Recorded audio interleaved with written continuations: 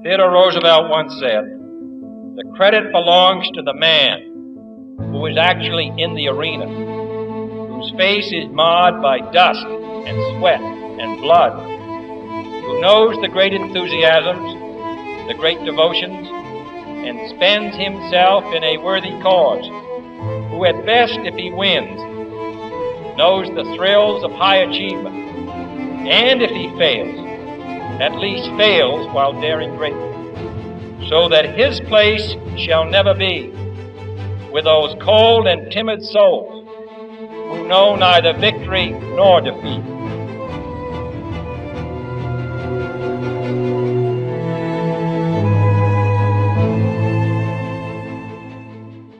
All right, welcome back. Day Before Rehab podcast. Special guest, Joe Perry, right? Little Snuff from the Skinny Joey podcast. That's me. Before we get into anything, I was listening to some of your gambling stories. Yeah.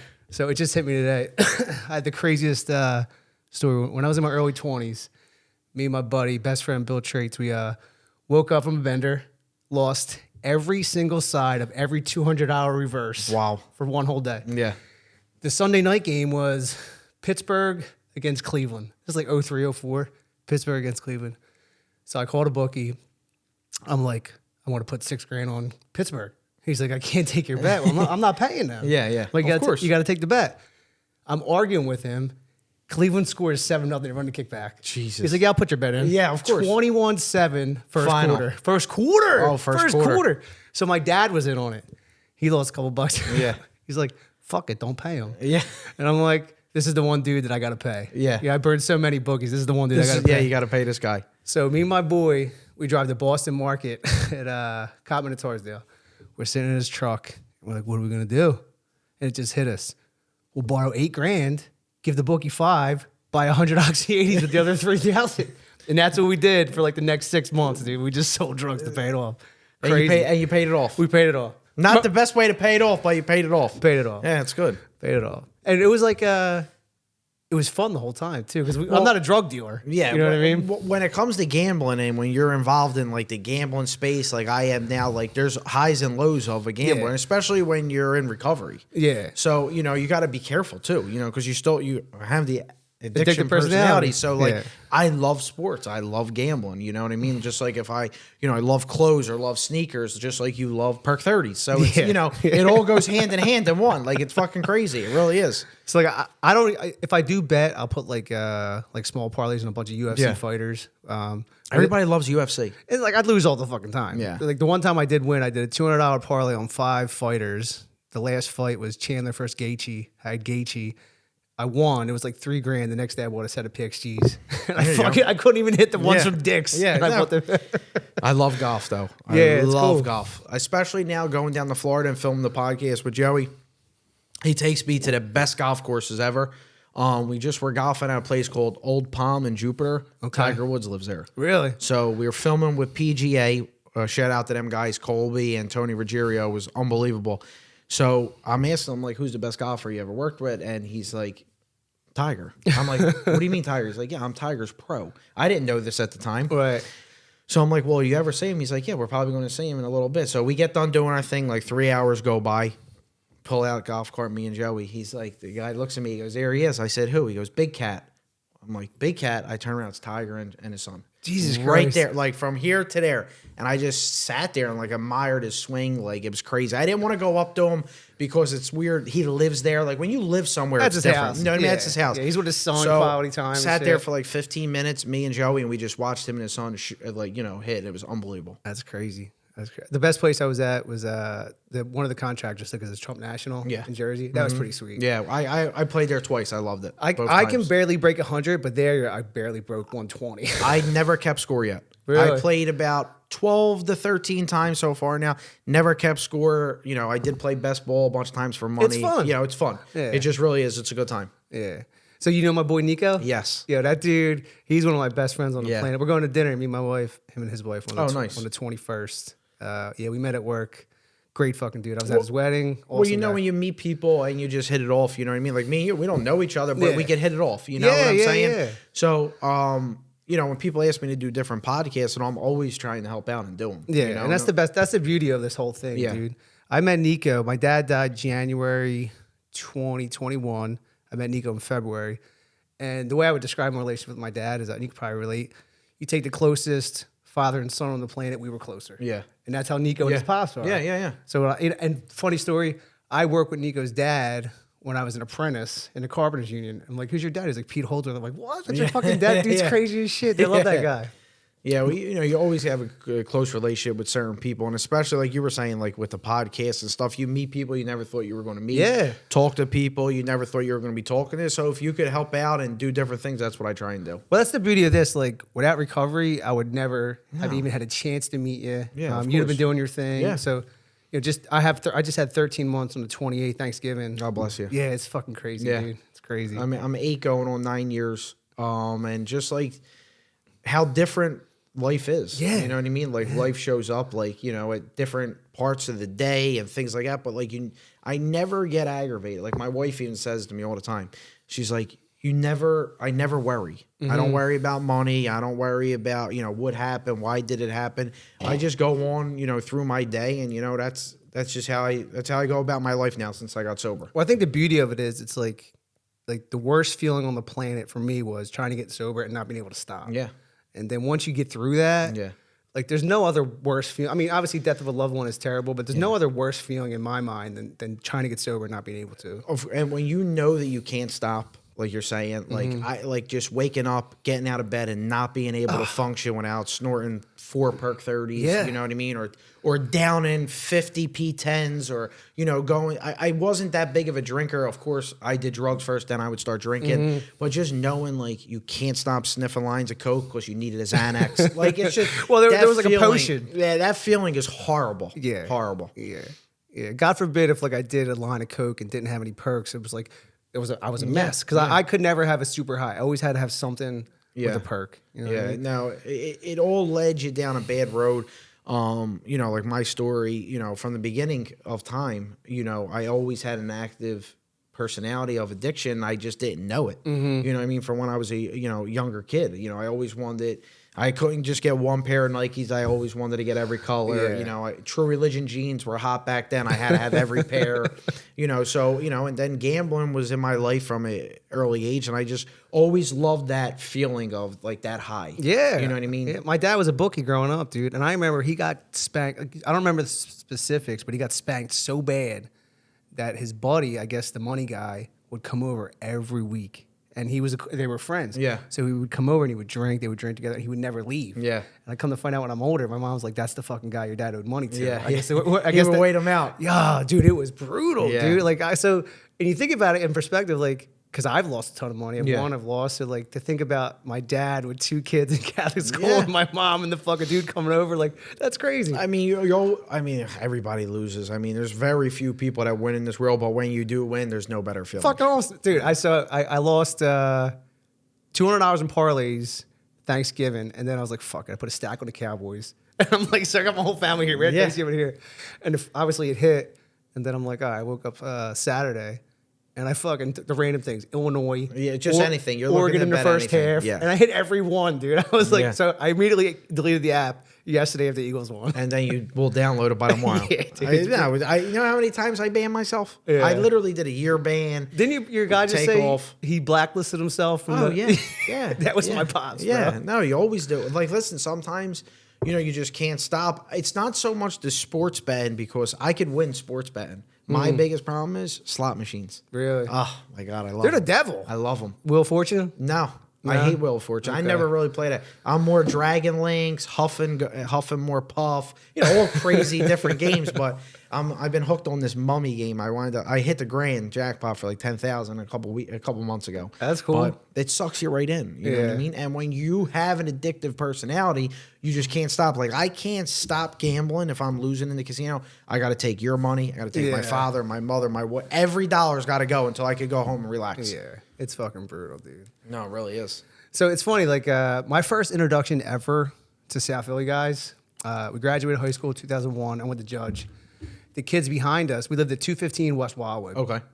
The kids behind us were a mix of Southwest and South Philly dudes. And, we didn't know if we were going to get along. Yeah. The one dude, you might know him, Steven Wagner, Wags, he's a big football player. I know a lot of Wags. Yeah, I heard you talk about one. Yeah. So Wags, Raymond Wagner, Eddie Wagner. I don't know if they're related. They might be. Frank Piccolo. Frankie Like, I'm Piccolo. 41, so they're my age. Well, I know Michael Piccolo and Sammy Piccolo. I never met Frank. Okay. So they come into the Shore House, they just walk in. Like, we're connected by an alleyway. We're like, fuck, dude. Like, because they're all big athletes Yeah. and shit. Like, we're going to fight. Or like, Yeah. this is probably not going to go well. And they were the coolest dudes ever. Yeah. They were like, we had such a blast, dude. They were great dudes, man. But even me, like, my dad's born in fucking Italy. Really? And when I'm around South Philly dudes, I feel like I'm like got red hair and freckles, bro. Wow. Well, they say South Philly people are different. Yeah. And I guess we are.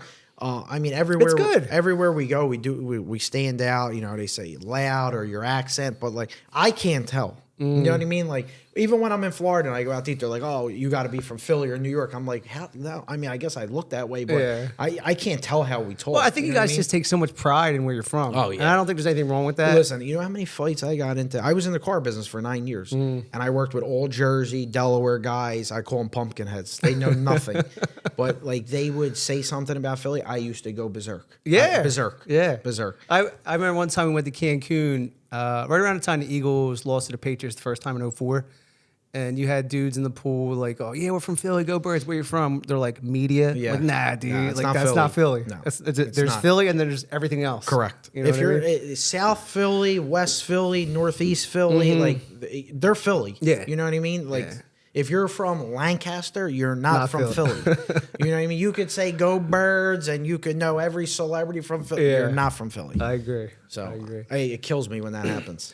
So I started this podcast, like I was saying back in February. How it turned out for me is I went to Carrier Treatment Center October 28th. I got out the day after Thanksgiving last year. And in order to come home, to move back into my house, my wife's like, you got to get a therapist. It was either that or IOP. And I just heard IOP was terrible. Yeah.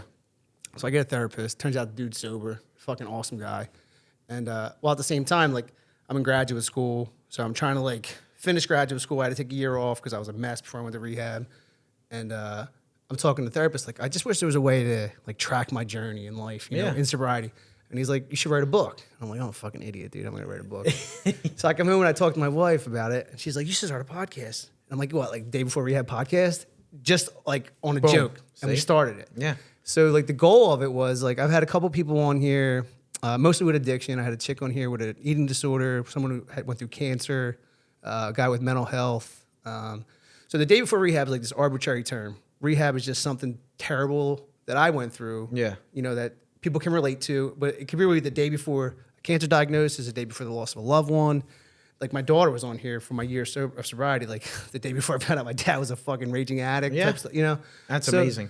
It was awesome, dude, because I didn't realize how bad of a dad I was. Yeah, well, until I of course. cleaned the fuck up. Nobody realized how bad of a person you are. Yeah. You know? So. In my mind, I'm like, I'm paying for this, I'm paying for that, I'm a good dude. No, And that was doesn't horrible. matter. I was Yeah, of horrible. course. Well, you're not present in someone's life. So, I mean, the day before rehab, the title of the podcast is incredible. I think it's great. Thank you. I'll tell you, the day before I went to rehab, you want to get right into that.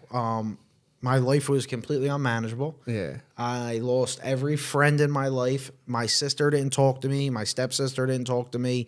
My mom and dad were just completely disgusted with me. I was engaged at the time. Really? To a girl I'm no longer with, but that relationship was terrible. My job relationship was terrible. Everything and anything was just going bad.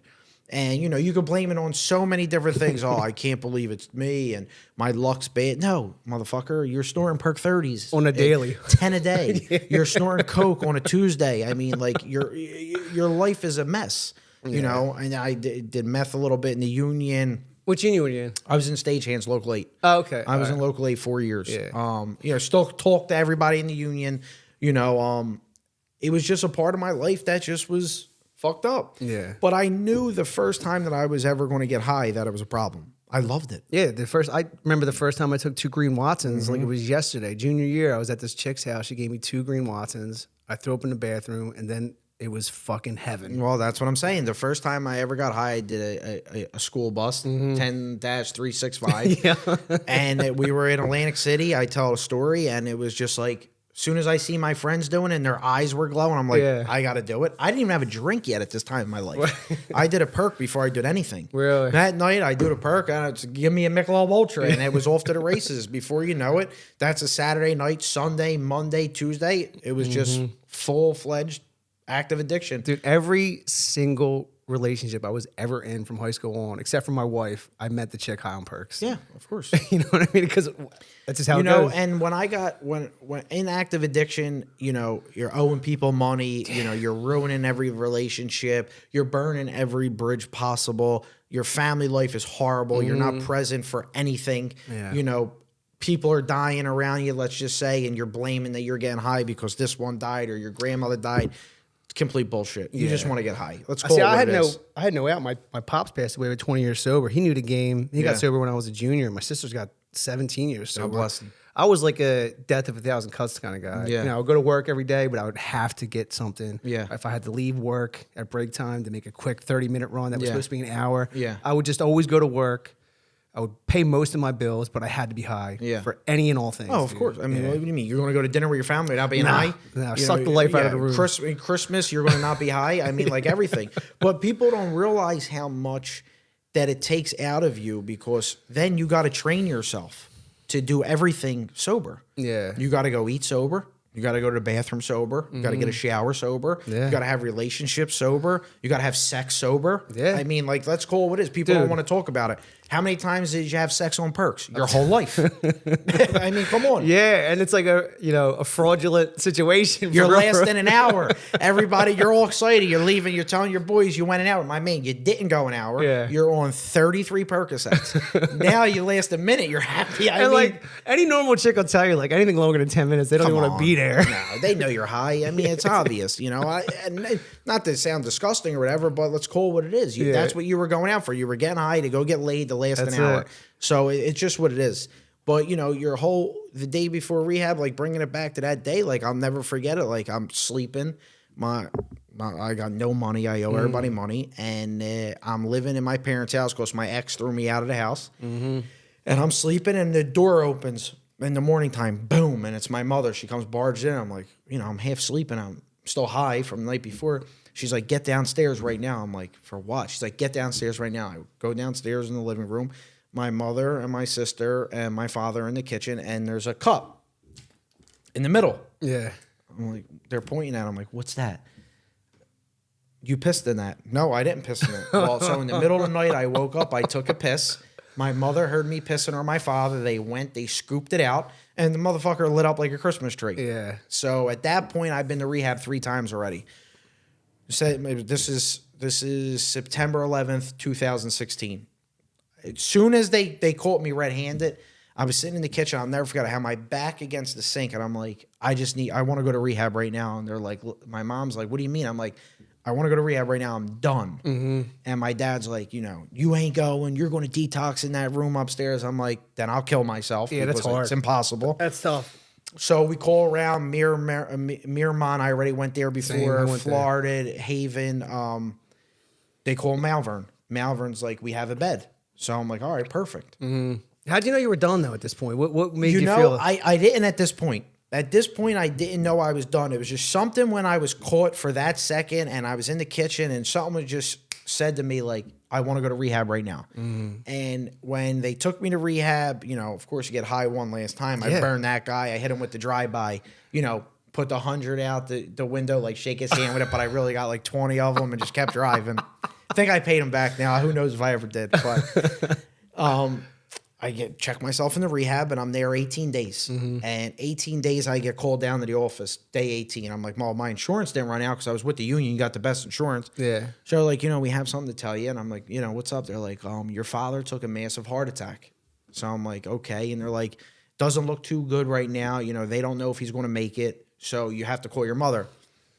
I call my mom. And at this point, when I probably call my mother now looking back, she's probably like, this is your fucking fault. You're in rehab. Your father took a heart attack. Yeah, it's So tough. she really not that she didn't want to talk to me. It was cold. Yeah. She'll say it wasn't, but I felt like it was.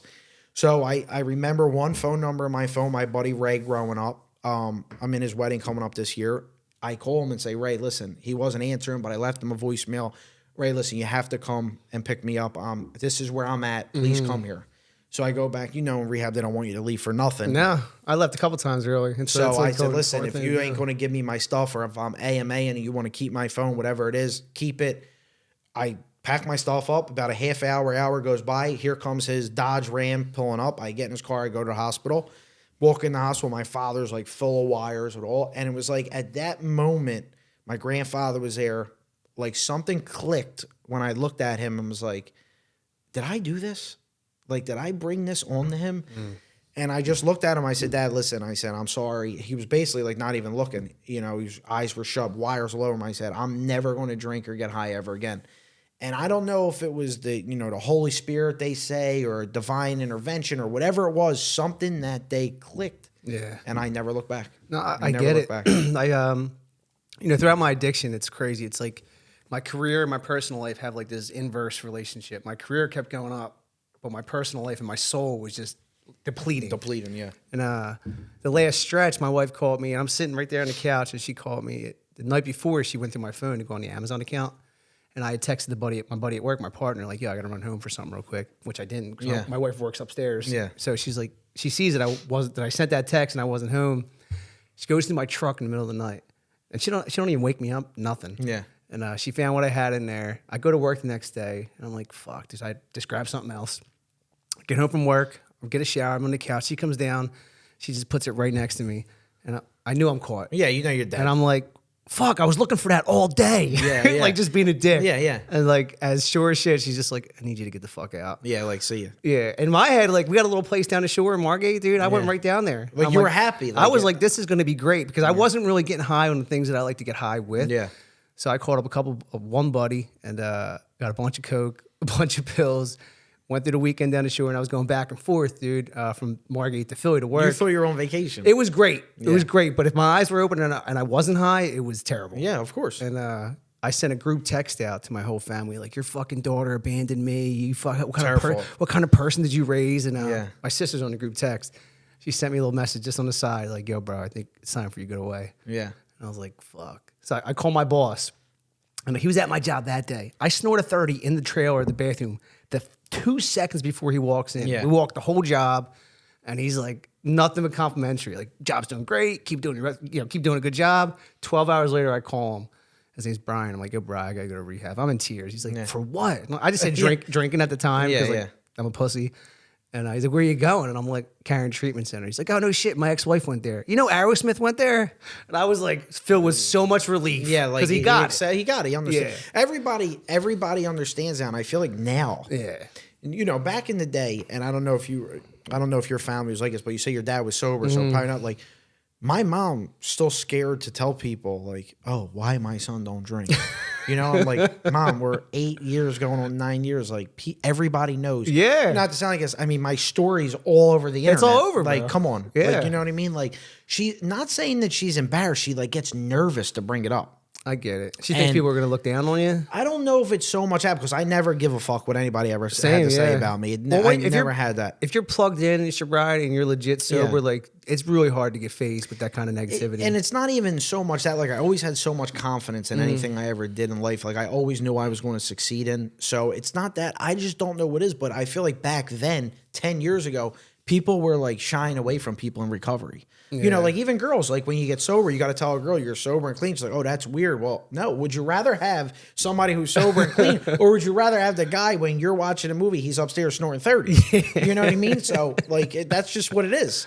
So I feel like now it's more accepted and everybody's sober. Yeah, it does seem. Doesn't it's it? either you're fucked really or you're sober. I feel like everybody's sober now. I got a lot of friends. My best friend, TJ Biondo, we got sober together. He's nice. he's about a year more sober than me, but it's just like the kids I grew up with, majority of everybody's sober now. Yeah. It's like it's so much fucking easier, dude. Like I look back at the last 13 months and I'm sure you do the same thing every once in a while. Yeah. Like with your sobriety. It's like I was in my own way the whole fucking time. And like what my life has turned into in the past 13 months is just like me getting out of the fucking way. Yeah. And everything is just cool. Like my daughter said to me, Thanksgiving, this was the best Thanksgiving she ever had with me. See? You know what I There mean? you go. And it was just because I was there. Like you said, I was present. You're present. Yeah. Like everything in my life now is like how can I say it? Like I go everywhere. I could travel anywhere. I go anywhere I want.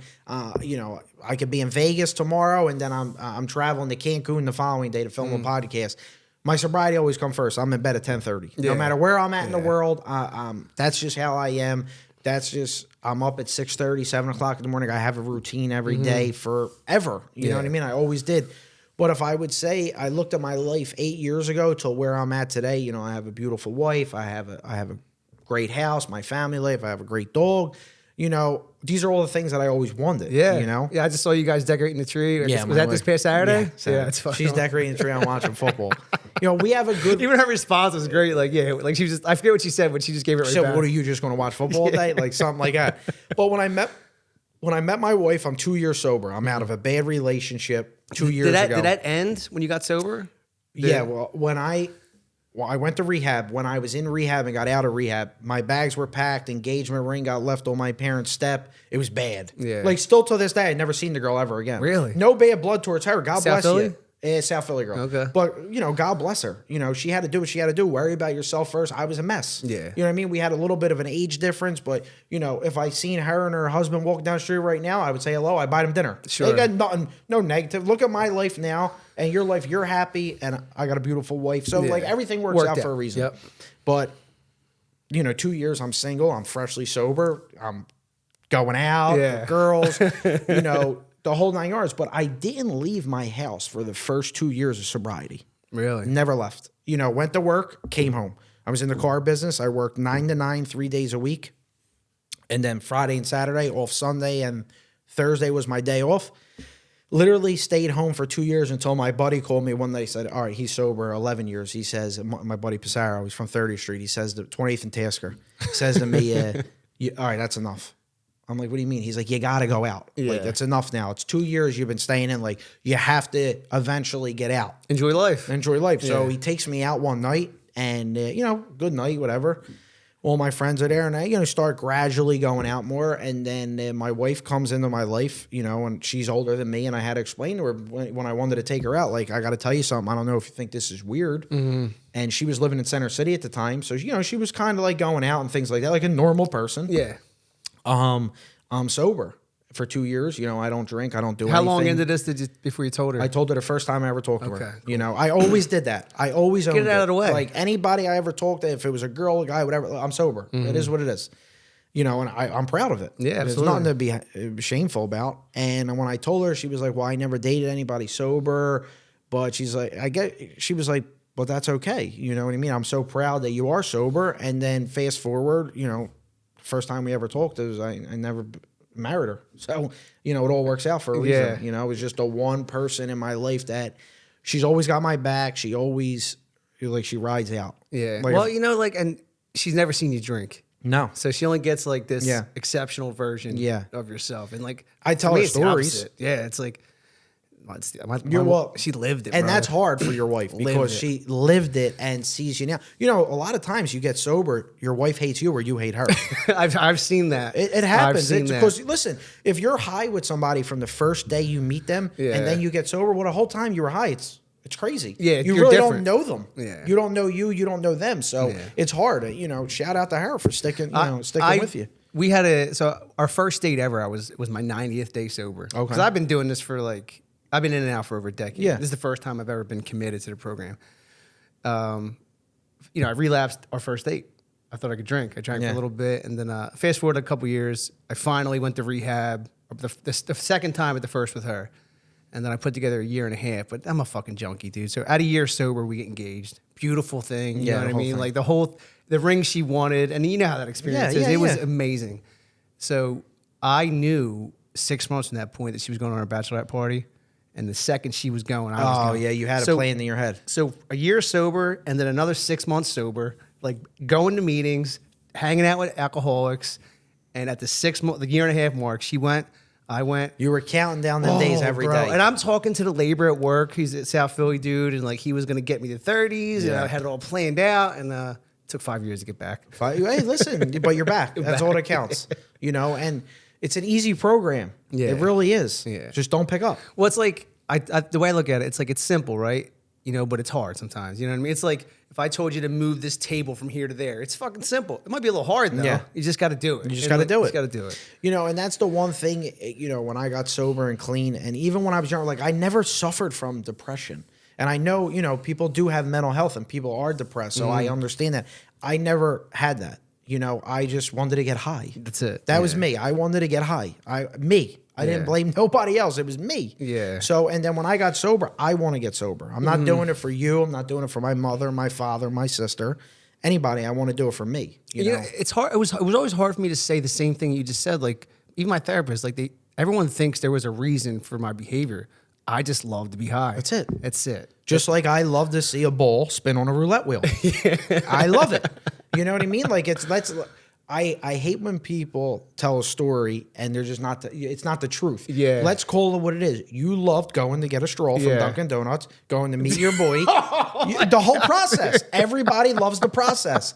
But people say, oh no, I really didn't want to do it. My grandmother died, so I snorted 30. Bullshit. No, I remember. So I used to crush the 30s up and snort them with a bill. And then I met this girl, and she's like, "Why are you doing that? Do it like this." And she put it in a straw. Chew the straw. The easy way, magic. flip it. Yeah, it's a whole thing. But that's what people like. And we can laugh about it now because we're sober. Yeah. But people right now that are in active addiction and that are listening, I try and tell everybody, like, reach out for help.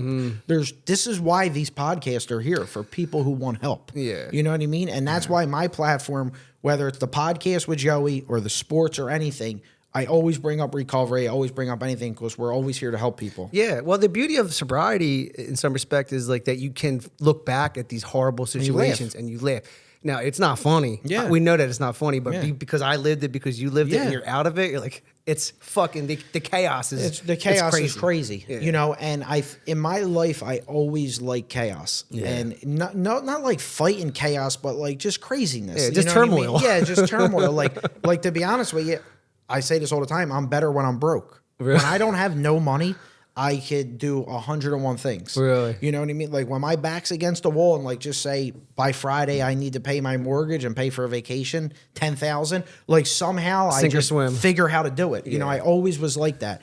So I'm like more of that like pressure. I love it. Yeah. Like I just love it. I get it. And I think the mind works better under those circumstances. Yeah. When I'm comfortable, like sometimes, I'm a construction manager. Sometimes the job's just going so smooth and I'm like, you get complacent. Yeah, you like, get complacent. And then when things get a little chaotic, your brain triggers. Your brain. That's just what it is. I get it. So I try and tell people that, are just newly getting sober or want to get sober, just reach out. There's so many people of our age, in this generation that have podcasts, that work in treatment centers, that are running meetings around South Philly, Delaware County, or anywhere. So are you still plugged into the program? Yeah, I'm still plugged in. And I'm just be honest, meetings were never for me. Okay. And, people say, oh, well, the old timers, if you don't do 90 meetings in 90 days, you're going to relapse. Bullshit. Yeah. If you get a job or get a girlfriend within 90 days, you're going to get high. Bullshit. Yeah. There's so many of them old school rules that you're telling a kid that just got sober 30 days everything that he shouldn't do or he's going to get high. Well, what's the first thing you're going to do? Go get high. Yeah. Come on. I never had that kind of mindset to tell people something like that. What works for you works. If you don't want to go to a meeting, but you want to go to church on Sunday, that's what works for you. Yeah. If you want to go to work 7 days a week because that's going to keep you sober, then do it. Yeah, I heard an old head say one time, what works for you might kill me. There you go. And that makes sense to me. Like, I do what I do because it works for me. There's one thing in the rooms that stuck with me. I mean, there's a lot of good things, but one cliche, I guess you would say, that stuck with me. I was outside a meeting at South Philly Group on Mensing Avenue, a men's meeting on a Sunday. And I had a piece of gum or something, piece of candy, and I eat it and I throw it on the ground. And this kid looks at me, I'll never forget it. He says, "You just litter?" I say, "Yeah, why?"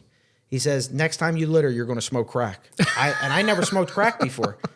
I ain't never littered since that day. Something that small. Listen, my car could be trash ever. I will not litter. I will go throw it in the trash can.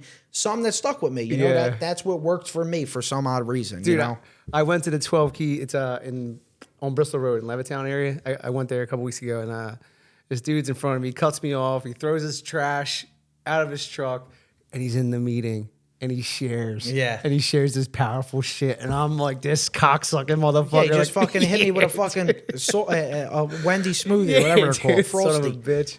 So I get it. I Yeah, get it. it's just certain things that stick with you around certain people. And like, listen, when you're sober and clean, there's more things that come at you at once. You know, life shows up. Yeah. You know, somebody dies, you lose your job or anything. You know, Mm-hmm. you get, God forbid, cancer, anything.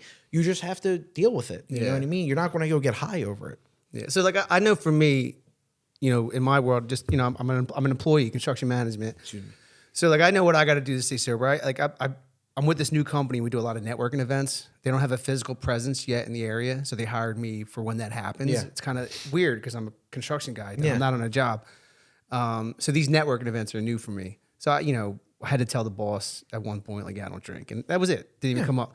But you know, these events are few and far between. But how do you deal with I mean, you went from normal dude to super popular. Like, how did you deal with that with your sobriety? Did that have an impact on you? Everybody knows that I'm sober because I own it. It didn't impact me at all because I don't think it's weird. Right. You know what I mean? Like I could be around Dana White in Vegas because I'm sober and he's drinking vodka. Yeah. So I can be around Yeah, it don't anybody bother me. drinking. Yeah. Like I couldn't hang out with my old boys doing 30s and lines in the bathroom. Well, I mean, I'm not going to put myself in that situation. Exactly. Yeah. But like if I went to a work party, a networking event, we just had one a couple weeks ago, like everyone's drinking. Like that's no problem Yeah. for me. Like as soon as I see an old friend, like I just had lunch with my best friend, dude, the other day. My job was at 16th and Sansom. I had to babysit for a day and he was around the corner and we get lunch and he's my boy since preschool. Yeah. You know what I mean? He's the type of dude that can do a fucking 8-ball on Friday and be normal. It's normal, yeah. And like, I got friends like that. we go to lunch and he invites another dude to lunch. And I'm like, fuck. And I see him doing it on the slide, passing something back and forth. And I'm like, at that point, I wanted to get the fuck out of there. Lunch was over and I Yeah. left. Like those types of situations Well- are a little weird for me, but that's different. Well, to be honest with you, I mean, not talking about your friend, none of my all right. friends will put me in that situation. yeah. And So I would honestly said right to him, like, what the fuck are you doing? so You know I'm 13 my months wife sober. says that too. And my other best friend who's sober says that too. And it's like, She's right, though. they're both right because my boy, I know he doesn't do it maliciously. I think he still looks at me as like his best friend Galati, and like I don't think he realizes the pain that I was Yeah, in no, to get to I this get it. point. I get it. And it's really up to I Yeah. should just say something. Yeah, like I never got put in 8 years that I'm sober and clean. I never was put in a situation where I went somewhere and like people were snorting coke in the same room as me, or people, you know, I'm sure people are popping perks. I don't say it, but like I'm telling you, if me and Joey are at the best of the best place in the world, and it could be Vegas at 3 o'clock in the morning, let's just say. First off, Joey would be like, what the fuck are you still doing up? You know what I mean? He knows I'm in bed at 10:30, 11 o'clock. But people, I'm not going to say that they respect me, or I would say they have respect for my sobriety. Yeah. That wouldn't even attempt to offer me a drink. Yeah. Wouldn't even attempt to say anything. Like the first time I was in Florida and we went out to dinner, a guy says to me, you know, he orders drinks for the table. Joey's there, we're all there. And he says, get, you know, me a shot. He didn't know. Joey's like, no, he don't drink. Yeah. So that was like the last time people don't know that not everybody knows, but I was never put in a situation where I felt uncomfortable. I get it. You know what I mean? I get it. And I guess it's just because everybody knows, and if I talk about it, whatever the case may be, but I never have anything to worry about like that. And that was one of the concerns my wife had when we started this thing. Like she was she was the first person on the podcast. Yeah. And you know, now it's out there. Everyone knows that I was a horrible person, Yeah. husband. And in my mind, it's like I'm owning the fact that I fucked up. Yeah. And now it's time, you know, I'm into the program, so it's like, you know, what do they say? The active amends or whatever it is. Yeah. So like in my mind, I just do good every day. This is a part of it to track the journey. So like I didn't give a fuck, dude. I would joke around. Like if I went to the gym and I was only doing pull-ups and push-ups, Yeah. I was high that day. Yeah. So now everyone that saw me at that point, I've had a couple of positive. Yeah. Like I've seen you do pull-ups and push-ups. You were high that day. I'm like, fucking right, I was. Yeah, fucking right. You know, and that's another thing, like what you were just saying, like everybody sees, you know, now that you're sober and clean and you're doing the right thing, you try and do the right thing every day, but we don't do the right thing every day. It's we hard. fail, yeah. Everybody fails. Yeah. You can't be perfect. It's impossible. You know, I'm not, you know, you could talk about recovery and how good you're doing at this, that, the other, but you still fail at something else. And, Absolutely. like, listen, I'll be the first one to tell you, like, and it's horrible to say, like, my wife does everything for me. Everything. Yeah, same. No, like I don't even take the trash out. Okay, well, you know I what I gotta mean? do that. Like the dog gets shit 33 times. I don't even move. That's horrible. You know, and listen, I love her to death. She does everything for me, you know, from top to bottom. But I make sure that she lives a good life. Yeah, You know what I mean? that's important. So that's important. That's just what it's about. But you got to appreciate people in your life and things like that. I was never.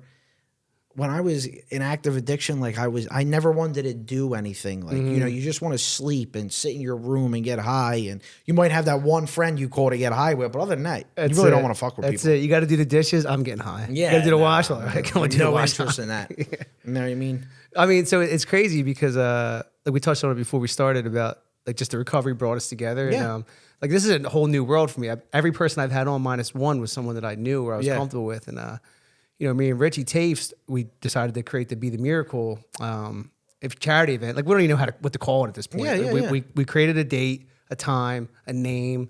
JP from Art History is doing the hoodies. One of my buddies from Rehab. Yeah, Art History, shout out. My buddy Bobby from Rehab, he had 20 years sober. He watched his wife die from Lou Gehrig's disease. Yeah, that's terrible. Relapsed, got a year sober. We were in treatment at the same time. He owns a restaurant in upstate PA. He's donating all the sandwiches. It's amazing. And then come to find out, you're at the union fights. Yeah. And then Richie hits me up and he's like, yo, Little Snuff's here. And I'm like, I seen you and Joey on the podcast. Yeah. I didn't know that was your nickname. Yeah. Well, he said to me as soon as he seen me, he's like, can I ask you a question? Like, we were just talking, breaking balls. He's like, my friend has a podcast. Before he even got the words out of his mouth, I said, tell him I'll come on the show. He's like, you would do that? Absolutely. Yeah. Dude, absolutely. So he was my first sponsor. I've known him, 25 great years. Guy. He's the fucking man. Yeah, dude. great guy. But it's just crazy, like your willingness to just talk about what we're doing to help us get from point A to point B. It was huge for us. Yeah, it's huge. You have to always help somebody. Yeah. Everybody starts from somewhere. Listen, me and Joey did the podcast. It was never supposed to be this. It was just supposed to be like maybe an episode and then see what happens. But then when we realized after the first episode, the first episode got 160,000 views. I'm like, holy shit. You're onto something. Like I had, before the podcast started, I had 14,000 followers on Instagram because I used to do the Chevy commercials. Okay. After the first week, I had 24,000. That's Joey crazy. didn't even have an Instagram account. I created him one. He went from 0 to 50,000 in like 2 weeks. That's wild. So, and you guys had like the perfect dynamic. Yeah, dude. it's cool. Fucking awesome. Yeah. You guys were joking around about Rosie O'Donnell. He said she needs a cargo plane. Yeah. My wife and I were pissing, bro. We have a good time. We have a good, how can I say it? Like relationship to where he could break my balls, I could break his balls. And it just mixed. But, people don't realize it. Like, nobody helped us. We had no help. Right. There's no producer. Me and him, tomorrow we got to film at 12:30. We don't have no idea what we're talking about. But we'll just do wing it. Because when it's natural and real, it means something. It means something. Absolutely. It's, and that's what my wife and I would always talk about. Like, if I have different people on, do you have a plan? I'm like, well, not really. I know I talk about how the podcast got created. Yeah. And what that means to me and how does that relate to what happened with you. Yeah. And then it just kind of just naturally progresses. It naturally flows. It really does. And when you're doing something like a podcast and you're doing it with people that it's easy to talk to. Just kind of just being natural on the podcast. Yeah, you're just natural on the podcast and being yourself. And, you get opportunities like, Joey Diaz as a guest on the show, and we're going on his show next week. And that's crazy. He invited me to his comedy show over to Thanksgiving Eve. I was there, doing Amber Rose and Pete Rose. I was his last interview. That's wild. I saw parts of that. It's great. Wild. So, you never know what could happen. Yeah. So wherever it takes us, it's going to take us. We got the cheesesteak store opening up at the end of January. Yeah, I saw that. Skinny Joey's Cheesesteak. So that's going to be, another adventure. Hopefully one day we can franchise it. So you guys partners with that as well? There's an investor, of course. It's just a ton of money. Everything we do, it's going to be a place where you could go. Podcast will be on. The sports will be on. You're right down the street. So me and him will be there. I live around the corner. Right. So he lives in Boca Raton, but I'm still here. So I'll be there all the time. And then me and him will be there. We'll do a podcast from there live. So it'll be pretty cool. We got a lot of good things coming up. That is pretty cool. Just the fact, like, the Be the Miracle got me hooked up with you, right? Yeah. And then me and Rich went to Streets of Success and did a promo. And then as we're there, the guy Pain with a Purpose was on, and you were on his podcast. Yeah. That guy's the fucking man, The dude. man. Yeah, he's a great dude. Great dude. I actually talked to him this morning. So like I said, if we could get more podcasts like this and other podcasts, if 100,000 people watch it and we could help one person, that's the goal of the start of the podcast. That's the goal for Be the Miracle. It's like, if I can get through something and talk about how I did it, just like you just Yeah. were talking about. Like, that's the fucking goal. dude. That's the Like, goal. You know, like, I don't do this, you know, for any other reason. Really, I started this as more of an accountability aspect for my own sobriety. You can't have a recovery-based podcast if you're fucking relapsing. Yeah, well, that's So true. that helps. Yeah. You know what I mean? And just the connections that I made with people that I knew superficially, you know, that we've had connections just by having them on and talking. It's been fucking awesome. Plus, no, it is everything awesome. in my life just got way better. Everything. You stay sober, it gets better every day. Yeah. You know, and when you first get sober, that's another thing. Like, you want it right then and there. You want the girl, you want the house, you want the car, you want the money and all. Yeah. Patience. Here's a funny story about patience. Like, I'll get my MBA in June, and it's something I worked my balls off for. But 2 years ago, for a year, I was just struggling so bad. I had to take a year leave of absence. Yeah. So my thought process was, like, in construction, you don't typically see field guys make it to the executive level. It's usually like a project manager, senior project manager, and then an executive, and then so on. So I'm like, fuck this. I'm gonna get my MBA. I'll be a field guy with an MBA, create my own niche. Yeah. And I couldn't stop chasing like the fucking new job. Yeah. You know what I mean? I wanted a new job. I wanted the best job, and I wasn't getting it. Yeah. I couldn't find it. So I gave up on it. And literally within 2 weeks of me giving up, some dude reached out to me to interview for the job I have now. And it's like, it's a game-changing position, dude. Yeah. It's like, as soon as I stop fucking being crazy. Yeah. You know, I didn't even graduate yet. My wife's like, why don't you just wait till you graduate, you loser? yeah. Everything comes natural. Yeah. So, listen, I thank you for having me on. I Yeah. really enjoyed it. It's a great time. You know, hopefully people see the podcast and, you know, we can help somebody. Like we said, just reach out if you need help. That's it, man. That was the goal. And like, the connection was be the miracle. The connection was sobriety. And, you know, you're wearing an art history shirt. Yeah. So I knew Jay since freshman year, dude, 97. And we kind of fell off over the years, partly because I was a jerk off in high school. And I did some things I shouldn't have done to some people that he was close to. Yeah. But he came over yesterday and it was like, we never skipped a beat, Yeah. dude. So even this and you, that brought him and I back together, See? dude. And that was Everything huge. happens for a reason. Yeah. It's the truth. Yeah. So, well, I appreciate you doing Of this, course, dude. my brother. I know you had to come up from South Philly. It's a little bit of a hassle, so. Not too bad. Oh, Thank man. you for having me on. I Thank appreciate you, brother. it. Appreciate it. I guess I want to end it this way. Love you, bro. Yeah. We love you, man. I love all of you. We love you, daughter. I love you too. Wow, that was nice. And I tell you what, let's go!